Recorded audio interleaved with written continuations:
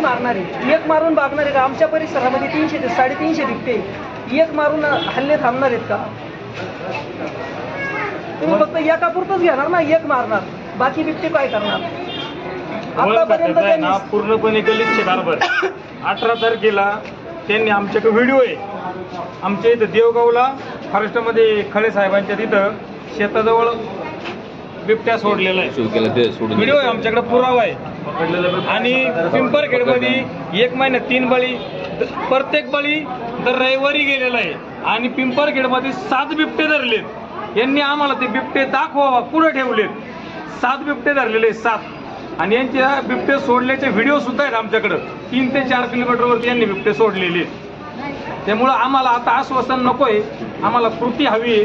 आणि आम्हाला जोपर्यंत ठोस भेटत नाही तोपर्यंत आम्ही डेड बॉडी घेणार नाही आणि कोणतं राजकारण याच्यात आणणार नाही. आम्हाला कोणत्याही राजकारणाचं काही घेणं देणं नाही. काल 4 वाजता भावाच्या पोराचं हे झालंय. 4 वाजल्यापासून कोणताही वन अधिकारी आमच्यापर्यंत आलेला नाही. आम्ही पोस्टमॉर्टमला घेतलं, डिपार्टमेंट आलं, डिपार्टमेंटने आम्हाला खूप सहकार्य केलेलं आहे. डिपार्टमेंट म्हणूनच आम्ही वागलेलो आहे, बोललेलो आहे. डिपार्टमेंटने जसं सांगितलं तसं आम्ही केलं. डेड बॉडी इथं आणली, पोस्टमॉर्टम केलं, सगळं केलं. पण वन खात्याचा कोणताही अधिकारी इथं आलेला नाही. आणि जोपर्यंत वन खात्याचा अधिकारी इथं येत नाही तोपर्यंत डेड बॉडी घेणार नाही. 12 वाजेपर्यंत जर नाही आले तुम्ही स्वतः आतमध्ये इथं सरकारी दवाखान्यात करणार आहे. त्यांना यायचं असेल तर येऊ द्या, नाही तर मग माझा बळी त्यात गेला तरी हरकत नाही, मी मागं हटणार नाही. सारखं विचारतो. आमची बोलण्याची पण इच्छा नाही, मानसिकता राहिलेली नाही. प्रत्येकाला तीच उत्तर द्यायची, तीच उत्तर द्यायची. 5 वाजल्यापासून परेशान झाले.